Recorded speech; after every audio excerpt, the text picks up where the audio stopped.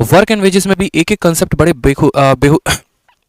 बहुत ही अच्छे तरीके से आपको सारे कंसेप्ट पूछे जाते हैं। जिस तरीके से आपने टाइम एंड वर्क में ऑल्टरनेट डेज का कंसेप्ट पढ़ा है, जिस तरीके से टाइम एंड वर्क में आपने एफिशिएंसी के ऊपर क्वेश्चन पढ़ा है, उसी तरीके से आपको वर्क एंड वेजेस में भी एक एक कैटेगरी एक एक क्वेश्चन आपको देखने को मिलेंगे। ठीक, तो सबसे पहले बात करते हैं यहाँ पर वर्क एंड वेजेस की। तो वर्क एंड वेजेस हेडिंग डाल लीजिए अपने कॉपी में, कार्य तथा मजदूरी। वर्क एंड वेजेस को अगर आप देखोगे तो इसका डायरेक्ट रिलेशन है, आप जितना काम करोगे आपको पैसा उतना ज्यादा मिलेगा, जितना आप काम करेंगे आपको पैसा उतना ज्यादा मिलेगा।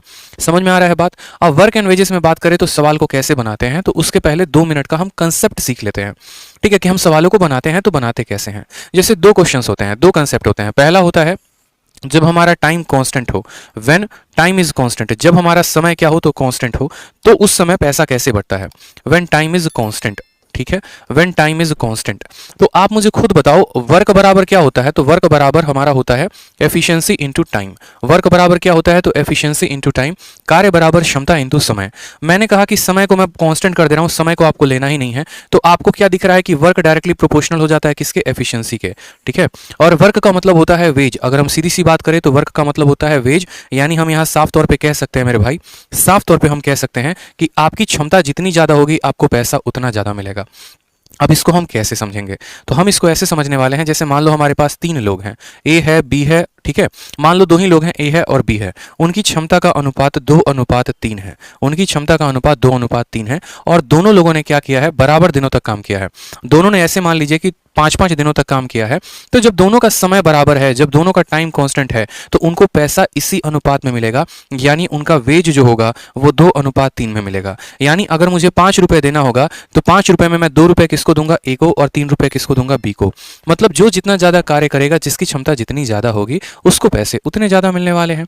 ठीक है, जब हमारा समय कांस्टेंट होता है तो हमारा वर्क डायरेक्टली, हमारा वेज, हमारा पैसा डायरेक्टली प्रोपोर्शनल होता है किसके? तो डायरेक्टली प्रोपोर्शनल होता है एफिशिएंसी के। जिस अनुपात में क्षमता होगी उसी अनुपात में हमें क्या मिलेगा माय डियर? तो उसी अनुपात में हमें पैसा मिलने वाला है। क्लियर है पॉइंट नंबर 1? अब बात करते हैं पॉइंट नंबर 2 की।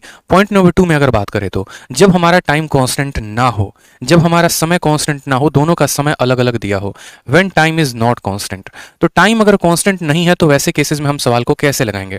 ठीक है, जैसे मैंने आपको कहा, यहां पर सवाल को देखिए, मैंने आपसे कहा कि हमारा 2 लोग है, ए है और बी है।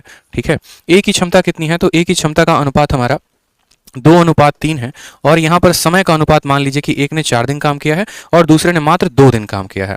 ठीक है, दूसरे ने मात्र 2 दिन काम किया है। तो सबसे पहले यहां पर जब हमारा समय बराबर नहीं होता है ना, तो उस केस में हम निकालते हैं उनके द्वारा किया गया काम। ठीक है, उनके द्वारा किया गया काम। तो आप बोलेंगे सर यहां पर अगर वर्क की बात करेंगे तो देखो इसकी क्षमता 2 यूनिट है और इसने 4 दिन काम किया है, यानी इसने 8 यूनिट काम किया है।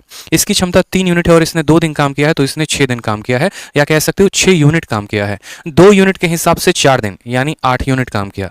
3 यूनिट एक दिन में काम करता है तो 2 दिनों में 6 यूनिट काम करता है। तो ये इनका वर्क का रेशियो आ गया। इस रेशियो को आप 4:3 भी कह सकते हो, इस रेशियो को आप 4:3 भी कह सकते हो। तो यहां पर हम कह सकते हैं इनके द्वारा किए गए कार्य का अनुपात कितना है? 4:3 है। तो इनको जो पैसे मिलेंगे, जो इनको वेजेस भी मिलेगा, वो भी इसी रेशियो में मिलेगा, 4:3।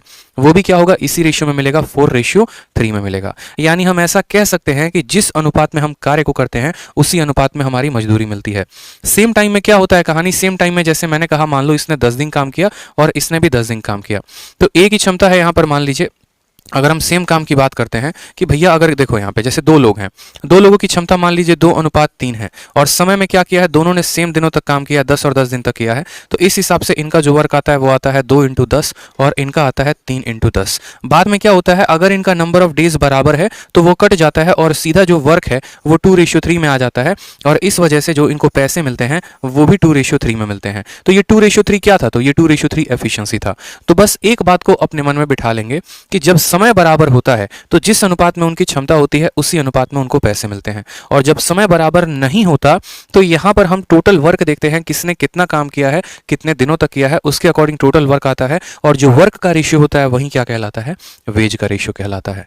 ठीक है, धीरे धीरे जैसे जैसे सवाल में हम आगे बढ़ेंगे, कि कंसेप्ट देखेंगे, नए नए कैटेगरी को देखेंगे, तो उस तरीके से हम सवालों को लगाएंगे। जैसे पहला क्वेश्चन आप सभी के सामने है। सवाल में कहा गया है यहां पर साफ तौर पे कि ए और बी जो है किसी कार्य को 20 दिन और 10 दिनों में करते हैं, वो उस कार्य का ठेका 45,000 रुपए में लेते हैं। तो बताओ ए का जो शेयर है वो कितना होगा? ए का शेयर कितना होगा बता दो जल्दी से, ए का शेयर कितना होगा? तो कहा गया है सवाल में ए और बी किसी कार्य को 20 दिनों और 10 दिनों में करते हैं, उन्होंने कॉन्ट्रैक्ट लिया 45,000 का, तो बताओ उसमें ए का शेयर कितना होगा। तो आप बोलेंगे सर कोई बात नहीं, देखिए अगर हम बात करते हैं यहाँ पर ए की और बात करते हैं बी की, टाइम कितना ले रहे हैं, तो टाइम ले रहे हैं 20 और 10 दिन। टाइम कितना ले रहे हैं, तो 20 और 10 दिन, यानी टाइम का जो अनुपात है वो 2:1 है। तो एफिशिएंसी क्या हो जाएगी इसकी उल्टी, यानी 1:2 हो जाएगी। बताओ 1:2 हो जाएगा, यानी जो 45,000 रुपए हमें देने हैं, ये 45,000 रुपए जो है ये कितने का मान होगा, तो ये 45,000 रुपए 3 यूनिट का मान होगा। और उसमें हमसे किसका पूछा गया है, उसमें हमसे जो है वो ए का मान पूछा गया है। तो अगर 3 का मान 45,000 है तो ए का मान कितना होगा, तो ए का मान हमारा आंसर 15,000 रुपए होगा कि भैया ए को कितना पैसा मिलेगा, तो 15,000। असल में यहाँ ऑप्शन नंबर ए के यूनिट जो है वो चेंज है, आप इसको कर लेंगे 15,000 होगा इसका आंसर। कितना होगा मेरे भाई, ऑप्शन नंबर ए जो है वो करेक्ट आंसर होगा, 15,000 जो है ये करेक्ट है, यहाँ पे 15,000 करेक्ट कर लीजिए। एकदम छोटे से क्वेश्चन के साथ शुरुआत कर रहे हैं, धीरे धीरे लेवल जो है हम बढ़ाते चलेंगे। समझ में आ गया बात मेरे, ठीक है। समय का अनुपात 2:1 है, तो क्षमता का अनुपात 1:2 होगा। जो 45,000 है वो पूरे 3 यूनिट का मान है, 1 यूनिट का मान बताना है, 15,000 करेक्ट आंसर है, ठीक है। चलो आ जाओ नेक्स्ट क्वेश्चन देखो, क्वेश्चन नंबर 2।